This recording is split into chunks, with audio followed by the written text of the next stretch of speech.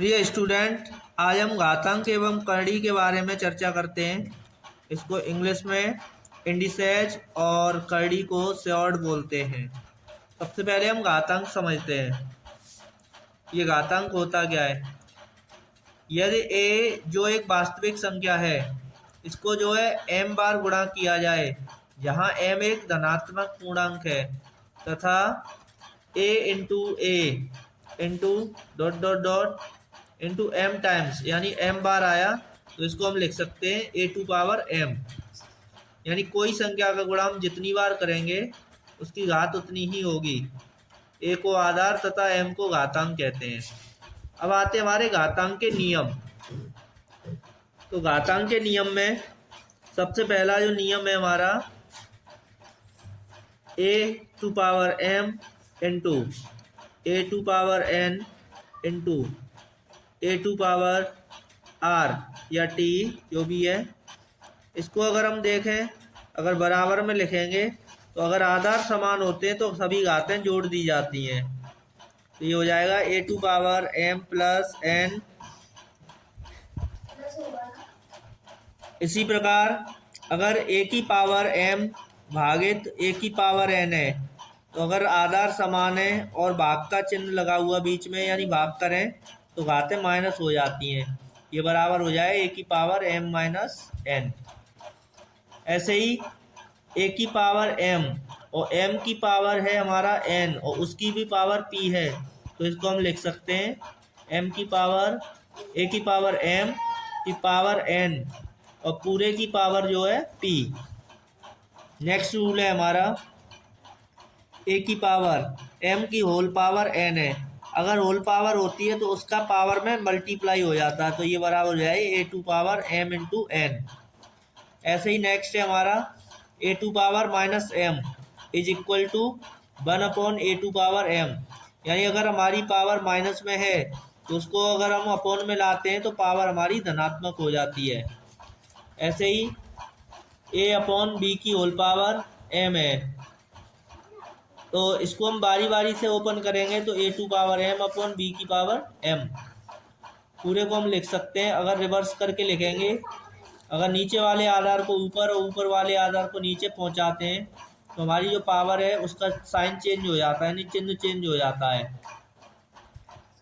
ऐसे ही हमारा नेक्स्ट है a to power m into b to power m, यानी आधार तो अलग अलग है लेकिन घातें समान है, तो इसको हम दूसरे तरह से लिख सकते हैं a इंटू बी की whole power m। Next rule है a to power 0 is equal to 1, यानी अगर कोई संख्या है उसकी घात 0 है तो उसका वैल्यू 1 होता है, लेकिन एक ही यानी घातांक 0 तभी माना जाएगा 1 के बराबर जब हमारा आधार 0 नहीं है। अब आती है करड़ी।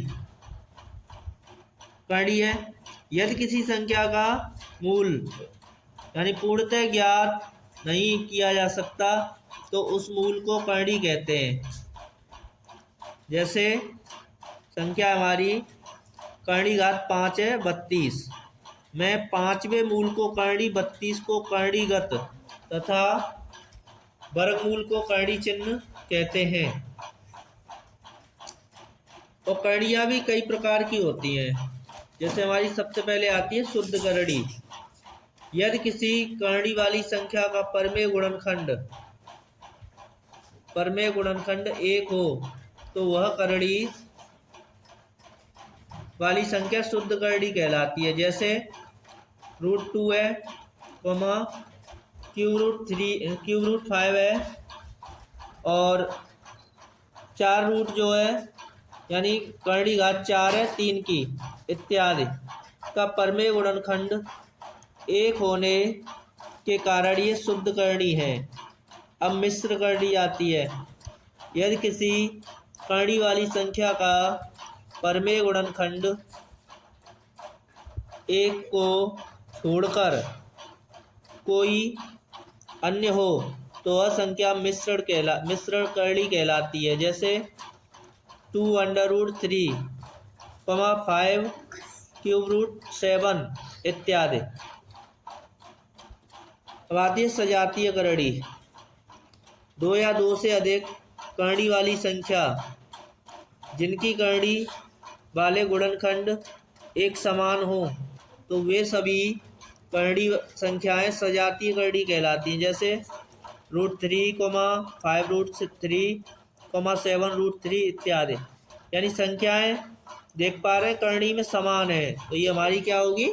सजातीय करड़ी। अब आता विजातीय करड़ी। वैसी करड़ी वाली संख्या जिनका अपरमेय गुणनखंड असमान हो तो ऐसी करड़ी वाली संख्या। अब विजातीय करड़ी के बारे में चर्चा करते हैं। वैसी करड़ी वाली संख्या जिनका अपरमेय गुणनखंड असमान हो ऐसी करड़ी वाली संख्या विजातीय करड़ी कहलाती है। जैसे 2√3, 5³ 7 यानी वर्गमूल 7 है 5 का इत्यादि। ये सब जो है करणियाँ विजातीय हैं, यानी अलग अलग जो है इनकी करणी संख्याएं दे रखी हैं।